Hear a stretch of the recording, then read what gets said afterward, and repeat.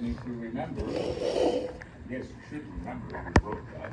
In project number 2, you find all of your waves, and then you put them in your combo box in order to be able to pick one. Do we agree? And when you pick one, poof, it puts up the rectangle and the line. Now, what we want to make sure of is that when you do pick on the combo box, what shows up,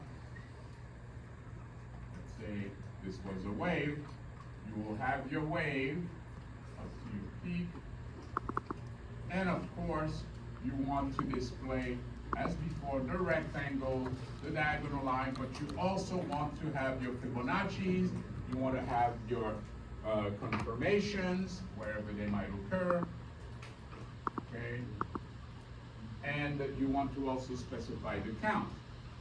Now, you didn't have that when you did project 2. In project 2, you just showed the rectangle, okay, and the diagonal line. Well, in project 3 by now, given that this thing is due tomorrow, I would think that you're done with the rubber banding, okay, that and so you must have some function that allows you to draw the rectangle, the diagonal line, the Fibonacci levels, the confirmation, and tell you how many confirmation you have. Presumably, you have like a draw function that does that, okay? Well, now, first thing you will want to make sure of is that if I am picking up from, you know, your up wave combo box or your down wave combo box, if I go ahead and pick up one of those, it should show not just the rectangle and the diagonal line, but it should show all the information that you show when there is, let's say, a mouse move. Okay? So you're not being asked anything special, you just want to make sure that somehow when you click on one of those pre-selected calculated waves that you had in project 2 and therefore still have in project 3, that when you click on one of those, this appears. Does that make sense? Okay. Now, we had said that we wanted to add a couple or 3 buttons, okay? And what were those 3 buttons supposed to do? Well, start by simulating the scan, step by some number, up or down. So we have essentially a start, stop button. I'll explain those in a second. A plus button and a minus button. Okay. What are these things supposed to do? Well, let's start with the easy one.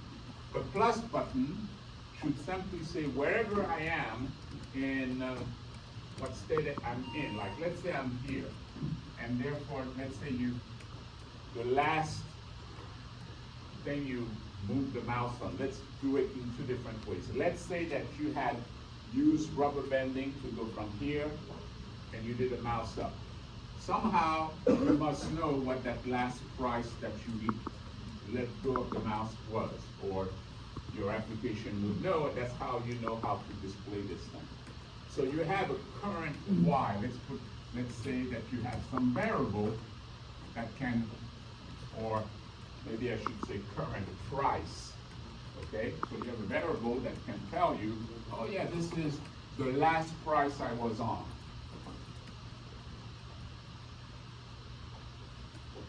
And by the way, that would also be something that you kept, you know, track of as you were doing a mouse move. As the mouse was moving, you would know where you were. That's how you were able to draw the rectangle and stretch it out as you move the mouse. Well, when you did your mouse up, you keep that, you can draw. Well, now, when you do a plus, the plus should increment the current price by some number. We'll take care of that. And you should now show, if it incremented the price to this, you should now show this box with the new Fibonacci numbers to count. Essentially, just call whatever you called when you did the mouse up. You're not going to be doing a lot more work. All that you're going to do is those three buttons. By the way, how many of you have those three buttons already implemented? Okay, oh, fantastic. If you don't have them, okay, here's what I suggest, and I suggest you do it. Now, put three buttons on your project. Find a spot, you can always change them. It will take you 5 seconds to do it, okay? Young lady, I have a question for you. Do you have the three buttons? Why didn't you raise your hand earlier? Okay, yeah, because now you confuse me, because I'm looking at you, I'm saying, she didn't raise her hand, she doesn't have the three buttons.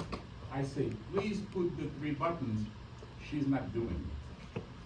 Now my head is exploding. So I asked you a question, now you say you have them, okay, wonderful. If you don't have them, please just add them. If later you say, I hate that, I don't want them, you can always delete them, you know, it's no big deal. But if you want to have this done by the end of this lecture, put your three buttons, okay? And all we'll have to do is write a couple of small event handlers. That will be it, okay? So those three buttons you should have. Also, how many of you have the timer already in your thing? Good. If you don't, I would say add a timer right now to your project, because we're going to take care of that. So you should have some sort of a timer in your project. Okay.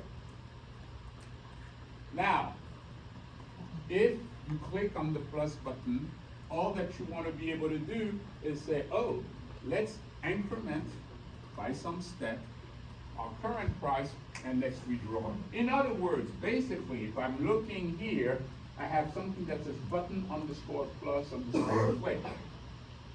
Remember at the beginning, I told you I'm going to show you how important it is to have conventions, okay? I don't talk about much right now, but I say, look, button underscore plus underscore click. Do you know right away what that is?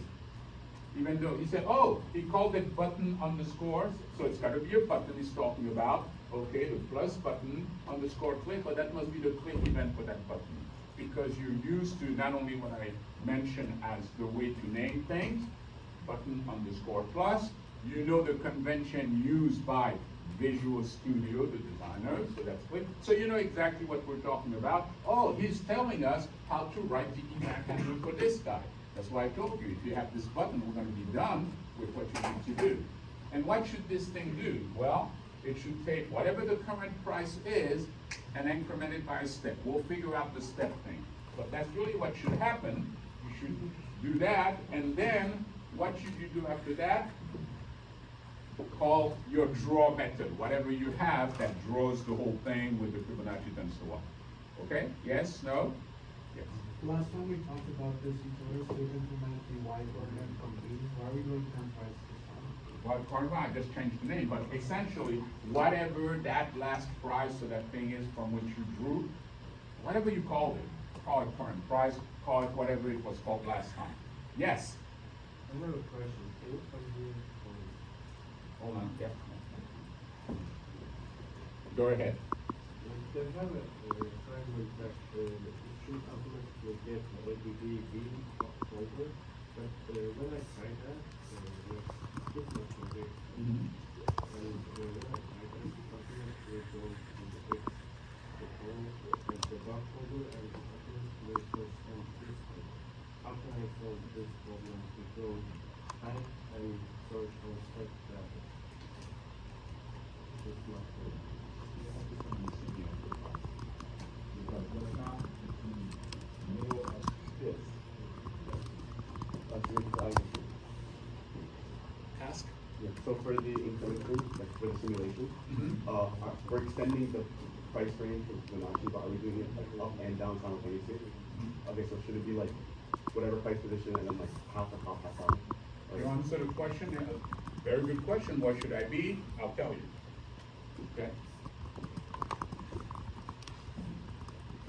Okay, so we have the timer. Oh yes, we said when we do a button plus click, we're gonna take our current price of whatever that Y is, okay? We're gonna increment it by some amount, and then we're just gonna say now redraw. It's gonna be almost the equivalent of, oh yeah, when I had a mouse move, which changed my new price. I redrew, but somehow you were able to pass to your function where it should draw. Well, you want to do the same thing here. Similarly, what do we do when someone presses on the minus button? Well, you should take the current price minus equal the step. So now instead of increasing it, you're decreasing it. And once you decrease what is the current price, whatever you need to pass to your draw function, you call the draw function, and it's going to draw your Fibonacci's and all of that stuff, the number of confirmation, all of that. Okay. So those two are pretty simple. The events are just, oh, you click on the plus, I'm going to increment y, and I'm going to redraw. You click on the minus, I'm going to decrement y, I'm going to redraw. Yes? No? Okay. Now, what about this guy? The start stop. Well, the start stop, when you click on it, we're going to go to some level. Maybe we're going to start. Now, let's not forget, this is the entire range of your move. Basically, from the lowest price to the highest price. Or if you were going the other way around, you know, still the same thing from the highest to lowest. You can figure what that is. We want to take some percentage of that, maybe 20%. And we'll say, okay, we're going to go down 20% of the range. We'll also go up 20% of the range. And that's what we're going to go through from here. We're going to simulate different prices from here all the way up to here, okay? And on top of that, you would say, fine, I know I'm going to start 20% below. I'm going to go all the way to 20% above, okay? But by how much am I going to increment this? So first of all, we don't want to hard code the 20%. We want the user to be able to say, I want to do 20%. Or next time, I want to do 50% to 50%, okay? And on top of that, ooh, I want to increment by a certain number of steps. Here's how we do that part. You're going to add to your project 2 horizontal scroll bars, okay? One scroll bar might be, you might call it percent of range, okay? And that one here, I'm going to have a minimum value of 1, and let's say a maximum value of 100.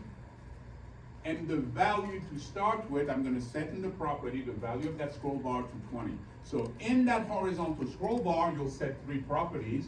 The minimum value of the scroll bar, in the property there's a minimum, you set it to 1. Because after all, you don't want to have someone put in a 0 for, you know, the range. That means that you would only want to stay from here to here now. So start 1%, so you would go 1% below and go to up to 1% above, okay? 100 would be, oh, I want to start at 100%, so starting right here and go up, up, up, up, up, up to 100% beyond, okay? Or something reasonable, as you would say 20%, well, let's make that the default by setting it to that. But now, when the user runs this, they can move that any way they want, and now you can pick anything you want. Furthermore, usually when you see put a control, you're thinking, oh, now I have to have some event handler. You don't have to in this case. All that this is like an input where whoever needs that information can go simply ask this control, what's your value? So for instance, when you click on start, okay, and you want to start the simulation, for your code to know, oh, how far down do I start? You just first go to this, which would be called probably h scroll bar underscore simulate. Okay, that's it, you know. And that's it, you just go to that control dot value. You get the value. Now this thing knows the value. However, now that you know how far down you're gonna start, you say, well, what happens when there's a tick and I wanna go up? How much do I increment my y by? Well, that's where you're going to have another scroll bar, okay? And here's what I'm going to do.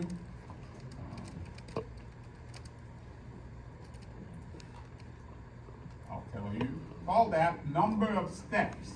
Now that's different. I'm not going to tell you what your step size has to be. Instead, I'm going to say, tell me how many steps do you want in order to cover the entire range from the 20% that you gave and the 20% above. Now, what would make sense as the minimum number of steps you would want? I say the number 2 makes sense. Why? Because let's say my current price is there, and I want to go down, let's say 10%. So I want to start here, and I want to end up 10% above. Well, I would say the minimum thing you would want to do is to say, go one step back to 0, and one more step to the extreme. You would agree? That's kind of the minimum. If you say, I want to do it in one step, okay, that means that you would want to go from here, poof, straight up to here. You might find that acceptable. That allows you to see what does it look like at the minimum you wanted, and then what does it look like on the other side. Okay, so you could even use one step. Do we agree? Okay.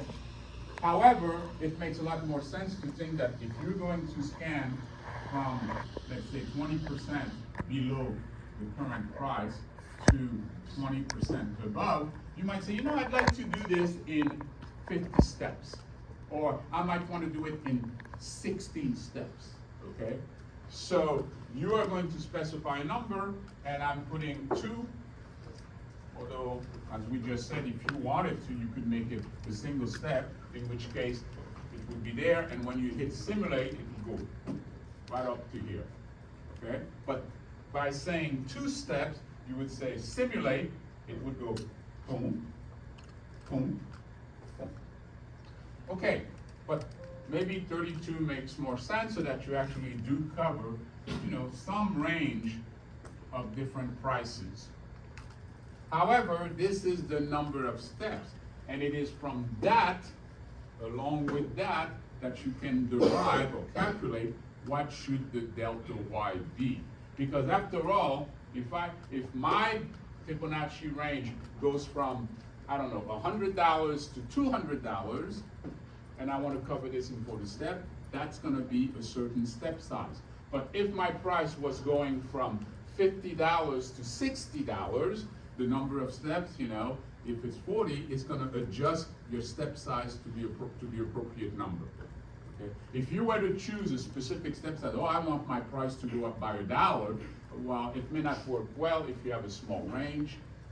If your range is too big, it might be too much. So you don't want to have an absolute number.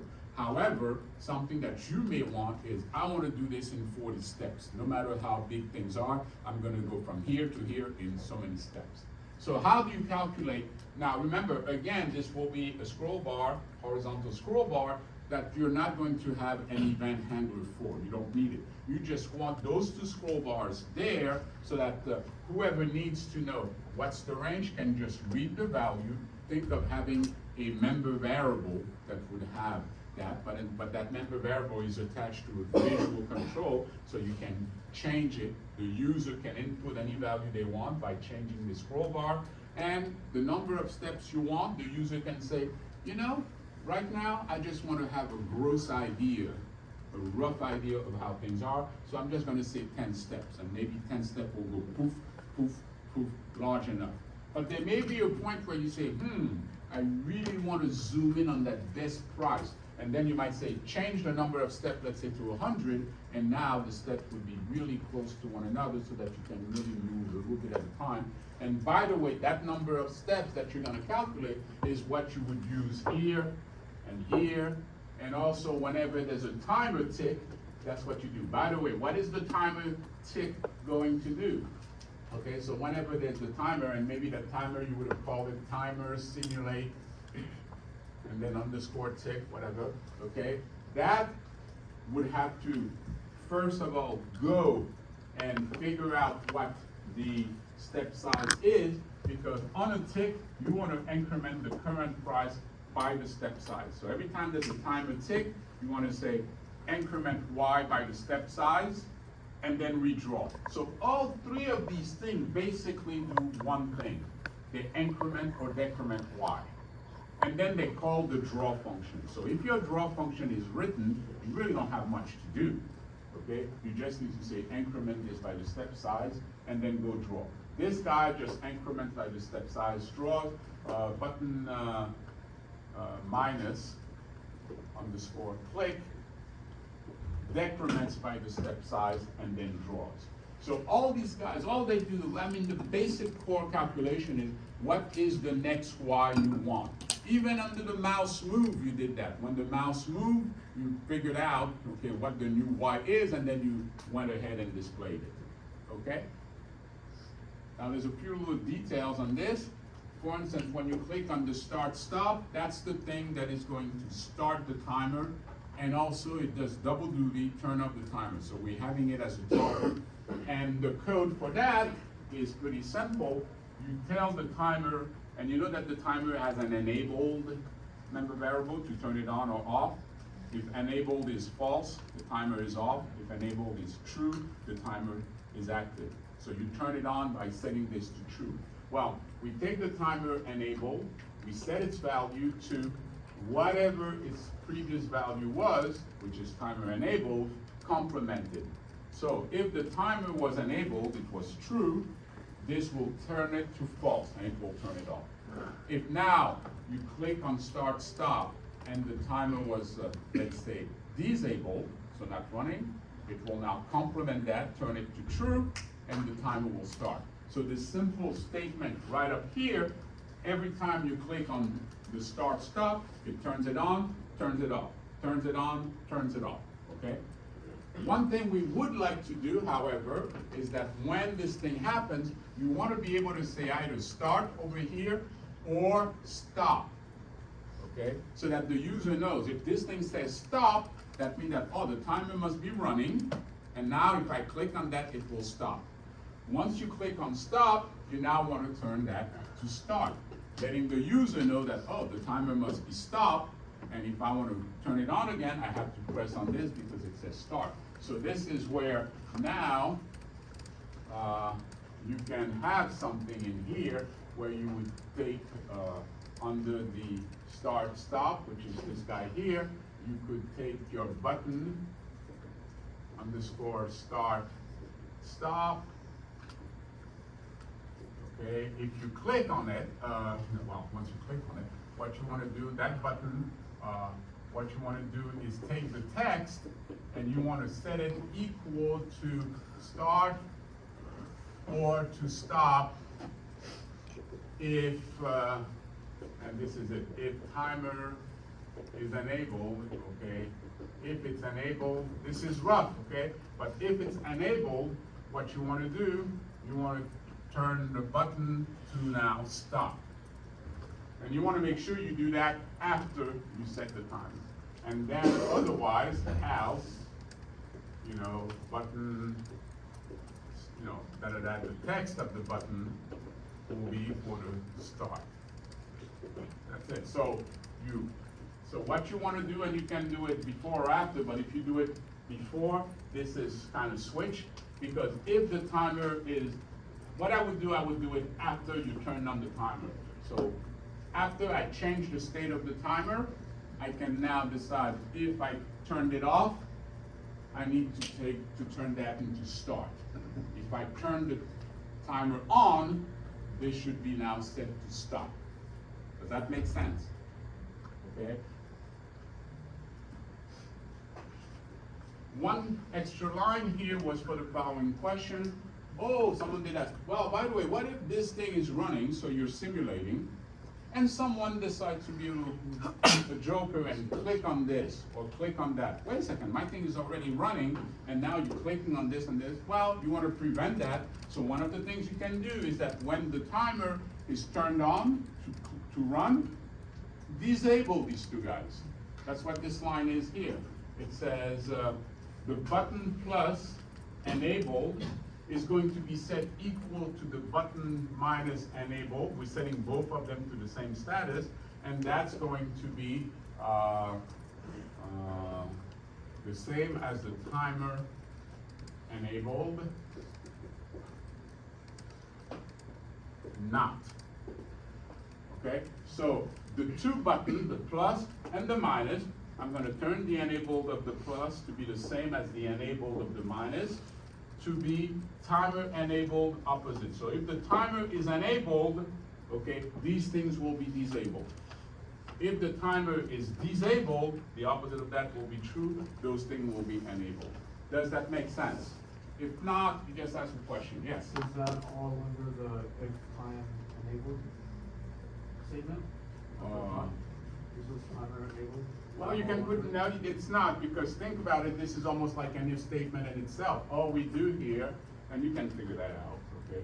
All that we're doing over here is just saying, set the enabled time, the enabled of the plus and minus to be the opposite of whether this is running or not. Okay? If you want to do it with an if statement, you can. You can say, if this guy is enabled, disable this guy. If this guy is enabled, disable this guy. And you say, well, wait a second. If this is enabled, turn the other one false. Oh, okay. Well, this enable is just equal to the opposite of the other one. So in a single line, you don't have the 2 lines or 3 lines of an if statement with the true statement and then the false statement. So for start, we've pretty much taken care of it. You take it, whenever you click on start, you're going to enable the timer. You're going to disable the plus and the minus. But you need to calculate what is going to be my step size. So here's how you calculate your step size. Whenever you need to calculate it, and you can calculate it at any moment. For instance, whenever there's a timer tick, do you notice that I don't choose a constant step size? Every time there's a tick, I say, go recalculate your step size, because while your simulation is moving, you might decide to change the number of steps. With a low number of steps, okay, your simulation might do this. First part, next tick, next tick, next tick. And you might say, oh, that's too much of a big jump. I want to see finer. So after especially if you set your timer to do things every 5 seconds. So you start, tick, boom. Oh, wow, that's a bit too much. I need to have a finer thing. Well, while you're waiting for the next tick, you can change the number of steps to 60. Now, the next tick, it might just do this now. Ah, that's still too much. Change it to 100. Next tick. Ah, okay, that's better. I can see it a little bit at a time every second. Okay? But for that to work, it has to be that at every tick, instead of using whatever first step you thought would be useful, you say, let me go back, take a look at the value here in case it was changed, or look at the value here in case that was changed, and let me calculate the step size. All right, how do you calculate the step size? Well, you take your percent of range, okay? So let's redo it here. And maybe you have a function called get step size. That would be a method, let's say, of your form, where that way anybody who needs to know, hey, what's my step size, like for instance the simulant at every tick, or the plus or the minus, they all need to know by how much am I supposed to change my step. You would say, hey, what you want to do, you want to get this guy, okay, so that's the range, 2, okay, times the range. I'm not writing pure code here, because this guy tells you how far down you want to go, but you know that we're doing it symmetrically, that we go down 20, but we also want to go up 20, okay? So it would be whatever you decided to have over here times 2 times the range. Now someone could say, well, I want to control them independently. Fine, put a third scroll bar. One tells you how far down you want to start. The other one tells you how far up you want to go. If you want to do that, it's fine. Just trying to make it a bit easier. By making it symmetrical, you only need one entry, this guy. All right, so you're going to take 2 times the range, okay? You're going to multiply this. Now, I really shouldn't call it that. Let's do it 2 times percent range. Because remember, we already called this entire thing the range, okay? That percent range, you're going to multiply by the full range. So if, let's say, you decided to have 20% of the range, do you agree that you want to cover a zone that's 40%? So 2 times the 20, but 40% of what? Of this entire number. That's why we multiply it by the range, and we divide that by 100. Are we okay with the calculation? Are we So that calculation, the 2 times the percent range you want, which is nothing more than the value, okay, this guy here is nothing more than this, it's just the value of the scroll bar. We multiply it by 2, we multiply that by the range, okay, times and divide by 100. So if we want 20% of the range, we'll get whatever price difference that is. And then we say, now let's see how many steps we want to shove into that particular total range. So you divide that by the number of steps, and that number is just the value of this scroll bar. So get step size needs to read those 2 values and make that calculation, and that's your step size. That's how much Y increases by. Let's give a specific example with numbers so that you can see if it works or if we have a bug or something. Let us say that your thing moved and it's got a range of $50. Okay? So from here to here is $50. Okay? Now, you set this number here to 20%. You want to cover 20%. So what would be 20% of $50? $10. So you would say, okay, and that $50, let's say it went from $10 here to $60 at your peak. Okay, that's why the range is $50. You say, I want to start 20% below, so I want to start $10 below that. So at what price am I going to start? 50. 50. Confusing, but keep you on your toes. How far up am I going to go to? 60.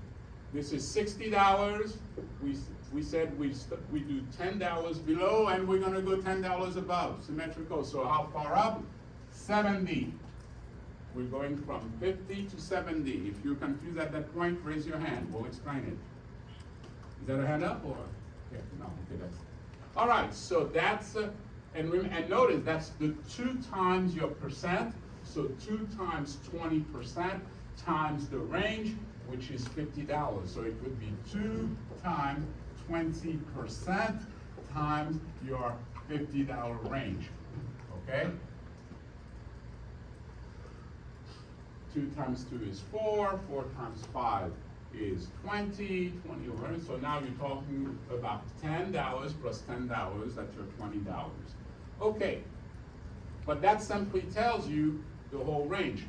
You want to know, well, that whole range is going to be $20, but I want to do it, and let's make it very simple. Let's say you wanted to do it in 20 steps. Let's say you set that scroll bar, which is how many steps do you want to use to cover that? Oh, I want 20 steps. Well, that thing, therefore, you're going to have to divide by 20. Now, if you do that, in our case, you get this, and you essentially get 1. Okay? And that means that you would start at $50, and whether it's a simulation tick, a plus being clicked on, you would move that up by $1. If you click on minus, you would move it down by $1. And you might say, oh, that's too much of a step size, in which case you might say, I'm going to take my number of steps and I'm going to make it 40. If you made that 40, then this would become 40 and your step size would become 50 cents. If you made it 80 number of steps, now your step size would be 25 cents. So you can make your step size smaller by making the number of steps larger. Okay? Yes? So is range the entire size of the y-axis? Excuse me? Is range like the entire It's the entire range of your wave. You know that your wave, if I have a wave, it goes from some low to some high. Hello? That's what we call the full range of the wave. If I have a bigger wave, it will have a bigger range. Now, the 20% is of that wave. So if I have a wave like this, 20% might say I'm going to go from here to here. But if I have a wave more like this, okay, 20% might say I'm going from here to here. And this thing here might only be $10 because it's a small wave. On a bigger wave, this whole thing might be $20, okay? However, even if I know in dollars, I still have to figure out each time I do it at Zipper Plus, or each time I get a timer tick, how far up do I have to go, or how far down do I have to go? That's why we have to calculate, hey, what's the total what's the range of scan that you want to do, in how many steps, to tell me how big or small my steps are going to be. And this calculation, which I would say put in a method, a real simple one, or a property, okay? You have a property, and then if you want to make it a property, just call it step size, okay? And step size would return this value. And anybody who needs it would, let's say, call step size. So I click on the plus button, notice I increment by the step, but if I don't go and calculate it, I'm getting whatever last step I got, okay?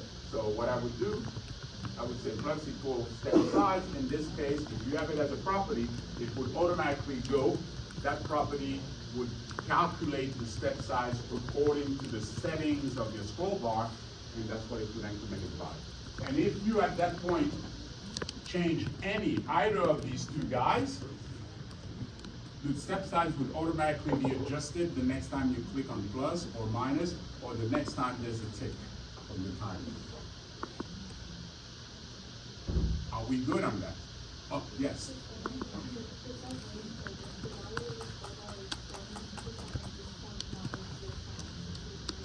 That's right. So now, how would you do this? I would say yes. If you make those numbers 1, 20, 100, rather than 0.01, 0.02, then those are percentages, and therefore when you do your calculation, you gotta say, well, I say 20, but by 20 I mean 20%, so I need to really have that 100 in the denominator. If you forget that, you'll see your steps will be huge and say, I forgot that, okay? So the range here is this whole thing, or in the case of this guy, would be this whole thing. The percent range here, the 20, might then be translated into this.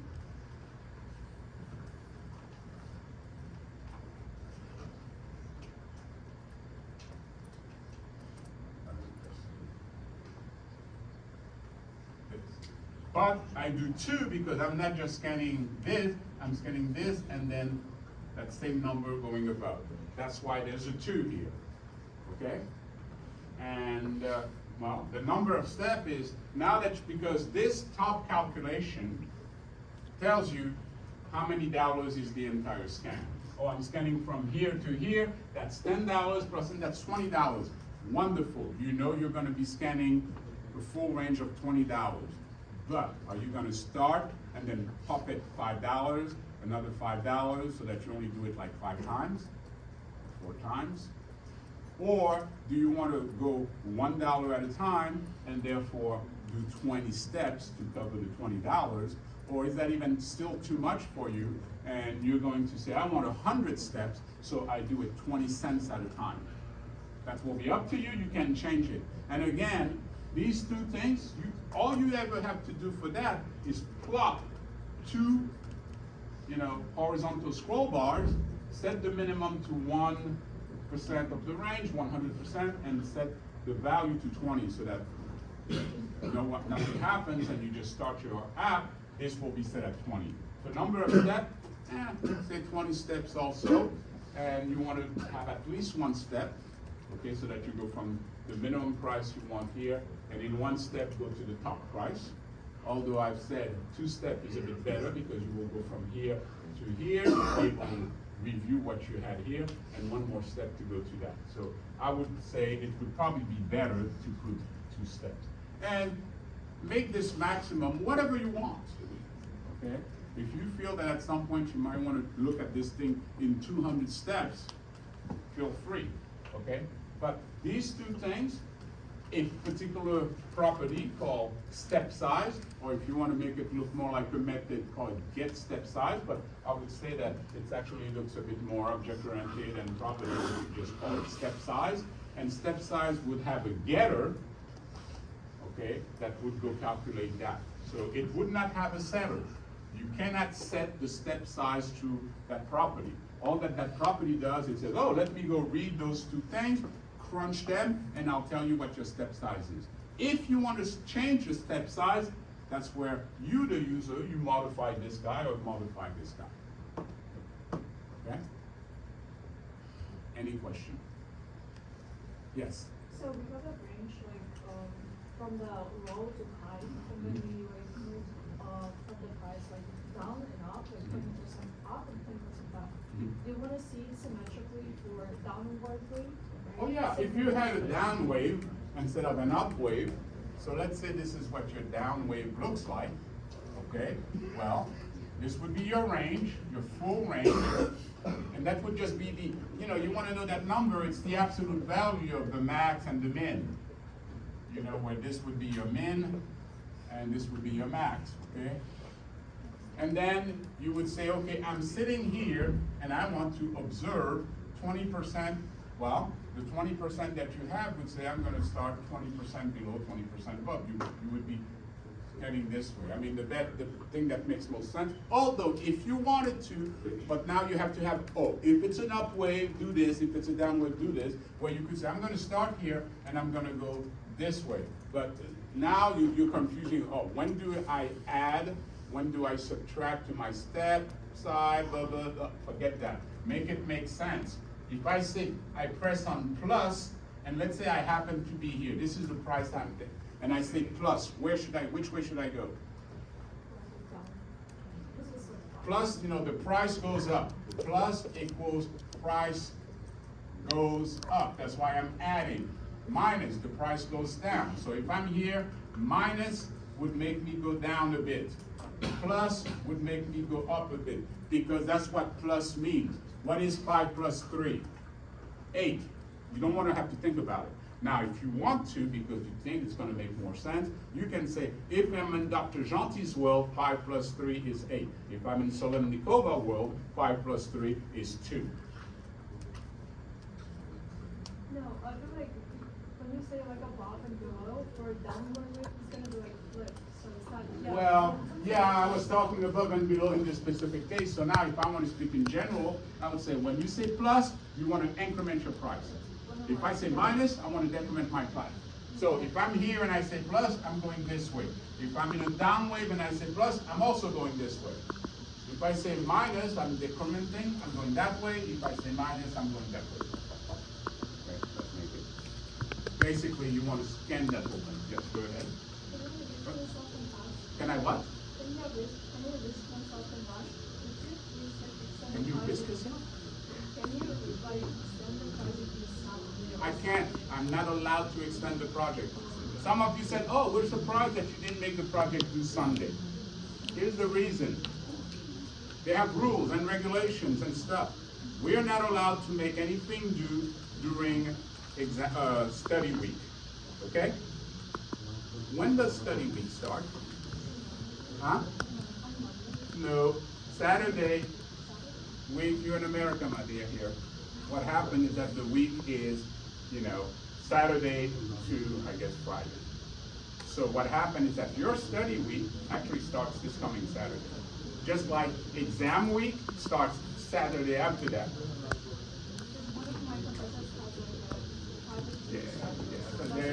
I know what you're gonna say, yes? If you're not allowed to do in study day, why don't you make it the week after?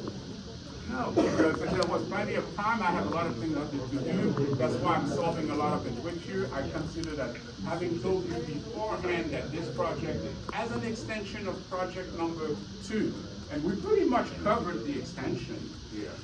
Okay, except maybe drawing, but I've seen the work that many of you have done. You've all done the rubber banding that shows the Fibonacci's and everything. So you have your draw function. That's the main thing. The drawing function that draws this picture with confirmation as well as display the confirmation.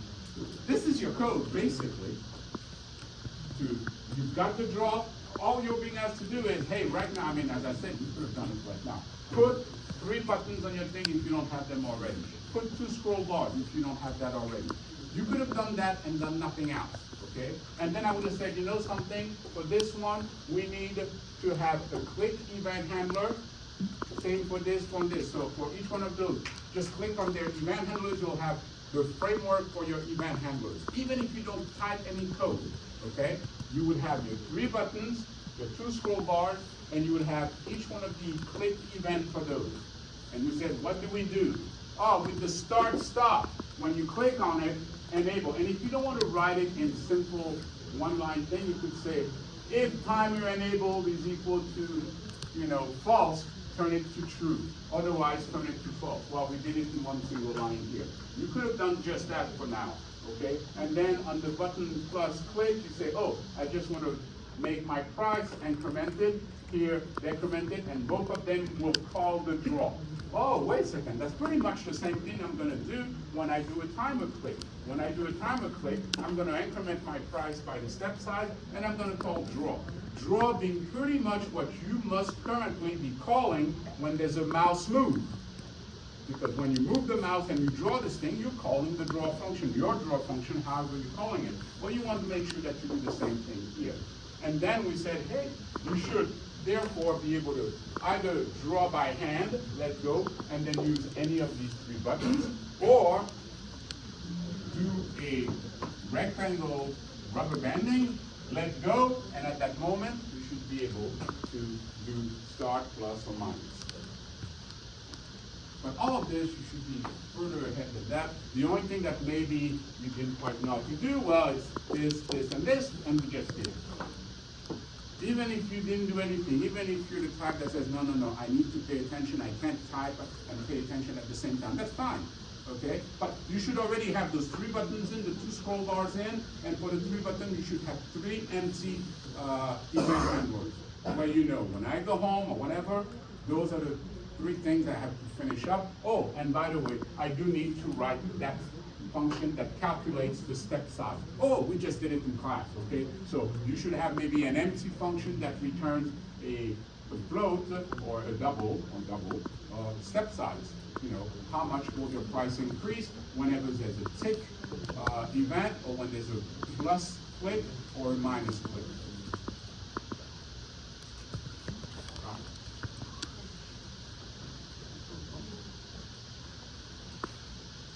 Check something. Finally, one last piece of demo, which will also help illustrate a bit what you have. How many of you are still skeptical and say, the Fibonacci numbers tell me zilch, nothing about potentially the rest, the price of the stuff? How many of you still think that? Are still skeptical? Good. You've been skeptical all along. Very good. Okay. By the way, don't be so very skeptical that ultimately you end up missing reality. Okay. What you see around you is true. So, but yes, if you're skeptical, you then must be thinking, the stock moving away and Fibonacci aren't really anything. If I saw Fibonacci numbers, it shouldn't tell me much of anything. Okay? Well, I'm not seeing it there yet quite yet, but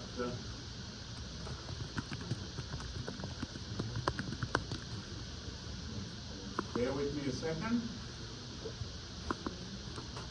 So here we are again to the answer of your quiz. So we're looking at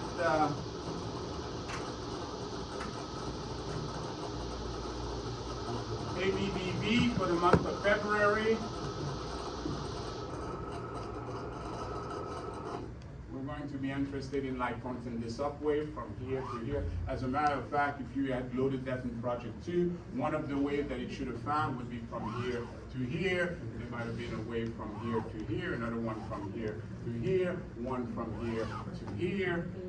We don't know what that is because we don't know what comes before, but potentially it could. So your project 2 should have been able to do that. And then if you were looking at, let's say, from here here, you know, you would have your Fibonacci. But right now, looking at this young man, who's still skeptical, all you see is a bunch of rectangles with little things sticking out, you know. Why are they sticking out here to here to here to here? I mean, I can move the mouse onto any of these. I could move it to, let's say, this particular guy, and the high is 106.75. I can go over here, I can go to this guy, and I can see the values, and I can say, okay, this guy at some point went down, okay, it went down like this, and where did it go down to? If I look at it, the low was 105.96. This guy went to 105.96. I can go to this guy, oh, okay, it did whatever it did. This guy, oh, this guy went to, let's say, a low, 107.07. Looks like, wow, okay, wow.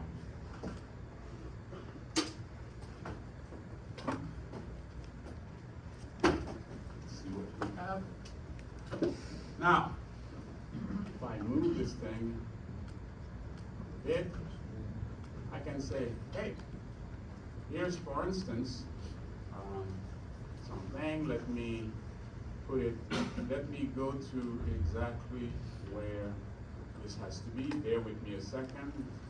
It's telling me. I think it tell me. Okay, that's so here is this. This is the actual going from a high to a low of a particular wave. The wave I'm looking at is the wave from February 12th. This is indeed a low to the high that was attained in this particular bar, which is the 24th. Suddenly, poof, I put my Fibonacci line that you're still skeptical about, and I say, now look at all your candlesticks and tell me if suddenly why they